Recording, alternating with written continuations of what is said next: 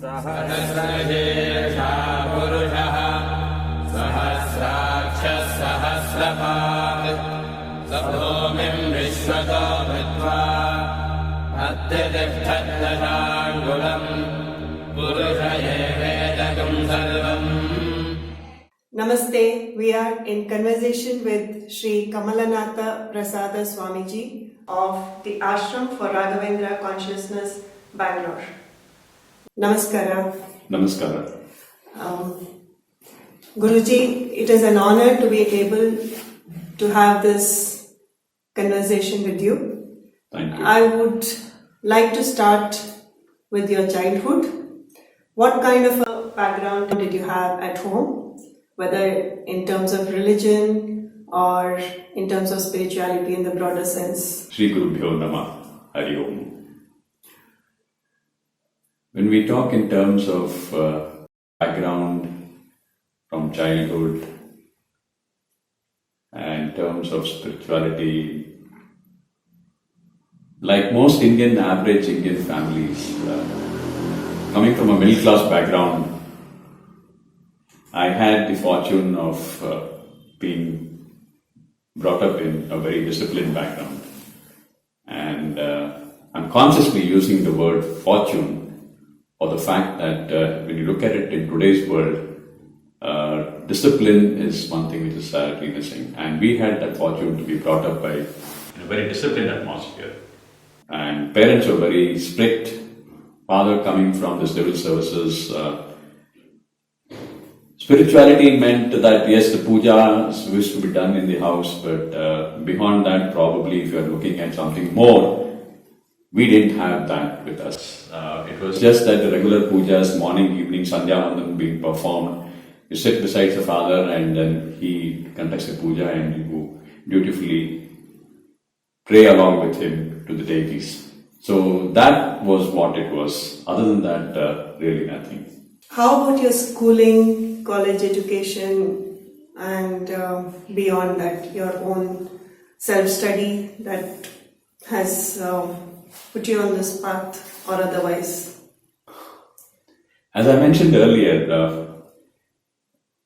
my father was in the civil services. So it meant being transferred from location to location, from place to place, almost every 3 to 4 years. And I have been schooled, or I had again I must say, it may sound repetitive, but I had the fortune or the luck or the divine will that my father got posted across various places, so much so that we even went to Tanzania and East Africa, and we were there for 4 years and we came back. My schooling was across Mumbai. My college education was at St. Francis the Sales College in Seminary Hills in Nagpur. My scholarship was in Canada on a Government of India Ministry of Defence scholarship, and subsequently even my further education took place across India but at different locations. For example, I did my management from Nagpur and my MS in psychology from Annamala University in Tamil Nadu.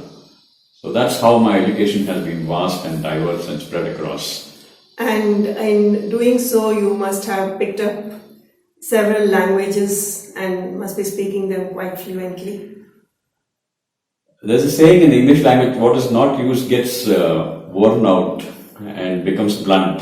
So yes, I've had the blessings of the divine that I was able to pick up a few languages, and unfortunately I don't have much contact with most of the languages because I don't have that kind of people to interact with. So the kind of fluency in languages is certainly missing, but yes, I'm able to get my work done or able to get past whatever situation be with me. So that being answered, I think that would cover your information that you're speaking there. What are your hobbies? Hobbies today? Not today. We are covering your pre-sannyasi days, so definitely before this. We're talking of the Purva Ashrama. Even Purva Ashrama, I don't think I really had any hobbies. But probably in my childhood, yes, if you're talking at that, and stamp collecting and a motor car rally enthusiast, I was all fond of speed racing, and so I used to go and watch when we were in Tanzania and Dar es Salaam. I used to go and watch the East African safari. I used to be thrilled, I would say, enthralled by the fast-moving cars. And those are cars which probably, those days we used to race there, and we're probably seeing those cars in India today. So we're talking of 68 to 71 period cars coming here into India today. I mean, everything else need not be said. That's what it is. Did you do any speed racing? I beg your pardon? Did you do any speed racing personally? No. Probably my brain does a lot of speed racing.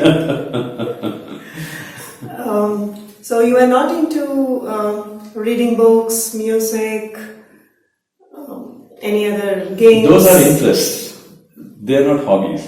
For me, they are not hobbies. For me, they are interests. And those are my, other than academic interests. Other than my academic interests, it lay in a lot of reading across the streams. In fact, most of the time during the holidays, probably if I was not playing or interacting with my family or my little brother, I would probably be spending my time in the library. In fact, till my graduation days, I should do that. Summer vacation, winter vacation, I'll probably be, if I'm not busy anywhere else, you'll probably find me in the library of the city.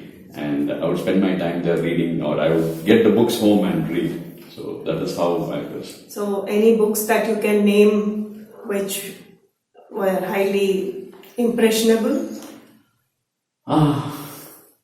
Memory has taken its toll on me, I guess. So it's a little difficult now to recall those books, yes, but I have read a lot across, and Charles Lamb was an author who I really enjoyed reading. And I'm very happy that I got the opportunity to read a lot about him.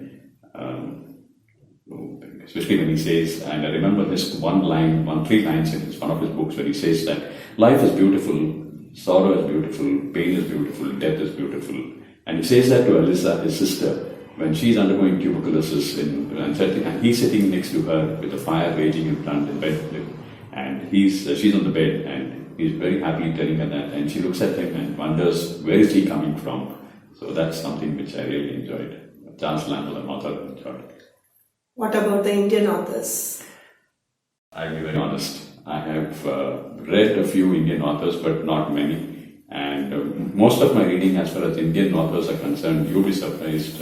Probably you might turn around and say, this is not reading. But I've really enjoyed reading about Jim Corbett's books in India.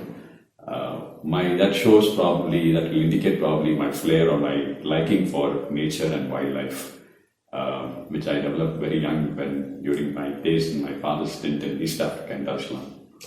So most of your reading was confined to the English literature, or did you actually check out other language books? No, I did not check out other language books, but yes, during my academic days in school, the lessons which we had studied in Marathi and Hindi were there for me, and I used to read those.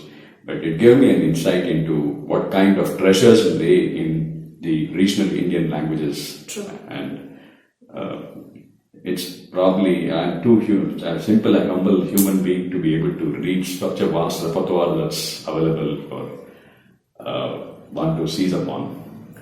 So you haven't read any of the philosophers' books like Jiddu Krishnamurti or Deepak Chopra and the likes? As I mentioned, there are too much of reading to take place, and what I used to then what hit me as a brainwave was to try and get hold of the capsules or the summarized versions of various books, and I would then read the summary and then come to know that one reading at it, and I would know that what is in it, and then I would say whether it would be good enough for me to pursue further or not, and I'll just leave it after that. So if I enjoyed it, it's not that I have not read. In fact, today also I do read, but today my reading is more towards the spiritual side. And the comfort of the situation is again one point where I need to be careful about, because most of the time I today spend in various other things other than just reading. So that luxury is no longer available now. Do you remember any of your shlokas or bhajans that were sung in your house? we never had shlokas or bhajans being rendered. Okay. It was, as I mentioned, it was a very simple thing. Father sitting down and doing his Sandhya Vandanam and performing the small puja and lighting the lamp and the incense sticks. And I would sit beside him and dutifully, if I didn't have to go to school in my holidays. Otherwise, I would be packed off before my father would sit down for his puja and Sandhya Vandanam. So, mother's puja, her doing the puja in the house was during her free time just before her meal. So, I was not there, and when I was there, it was like I was busy in my own reading or mischief with my brother, younger brother. So, how did this sannyasa situation come about? When was that moment when you said, aha, I love this, I would like to progress further in this spiritual stream? I'm humored. Honestly speaking, by this aha moment. A lot of people I have been reading, little whatever I've read, and I find that a lot of people come around and turn around and say, what is this? What is that aha moment of yours? I wonder if there's really an aha moment. There is not much of an aha moment. What definitely was there was that, yes, my life did take a spiritual turn towards spirituality very early on. In fact, when people of my age, at the age of 35, would probably be galloping in full steam in their material world life, I probably had slowly taken the turn, and I was not probably fully conscious of it, but I realized that something is changing deep within me, and I let it go, I let it happen. So that's when it started happening. And the full turn as such took place almost about in 2010, 2011. So that's when Guru Raghavendra Swami came before me twice in a span of 10 days, and the full turn took place. That's when I shifted completely, or what you call the typical paradigm shift. Are there any incidents in your life that made you realize that maybe life is not what it seems? There's something beyond the routine humdrum? Couple of things. One is that I'm a very sensitive person. I have been a very sensitive person right from my childhood. I used to get emotionally moved when things would happen. But probably I would see somebody falling sick or somebody meeting with an accident. And as my reading and what we used to have in our family were discussions within the family with the father and mother. So as we would discuss points and all, and we would be told things, we would have situations. I have come across situations where I have seen people not just falling sick, but becoming prey to various situations and succumbing to various situations. And I used to ask myself the questions as to how is this all happening and what is the cause behind this? How come this happens? Searching for answers for all this, I started going deeper and deeper into my readings and in trying to stimulate myself into thinking by myself. Where is all this coming from? What is all this? What is the cause behind all this? And during the course of my reading of the Bhagavad Gita, I realized that yes, there are many things which we are not aware of, and it's all beyond, but at the same time it is within us. So it is just that we need to understand what it is, and to understand that one must truly go through the Bhagavad Gita to get the answers for this. Many of an answer is written in the Bhagavad Gita, which we ourselves are shy or probably unaware of. So how did your study in psychology help you? Psychology, it was actually taken up by me with an intention to aid me in my chosen career at that time. I dabbled in starting my own venture in 2002 and called with an organization called People Skills, and that helped me, that was into training basically. So that helped me to understand the psyche of the people who were coming for training, because I realized somewhere from within came the voice and said, Prasad, you need to get to know what is the psyche of people if you really want them to improve and to help enable others I had to enable myself. So if I have to enable myself, what is it that I must do? And what is it that I must provide as a cutting edge for these people who are coming so that they are better off than their peers or their competitors?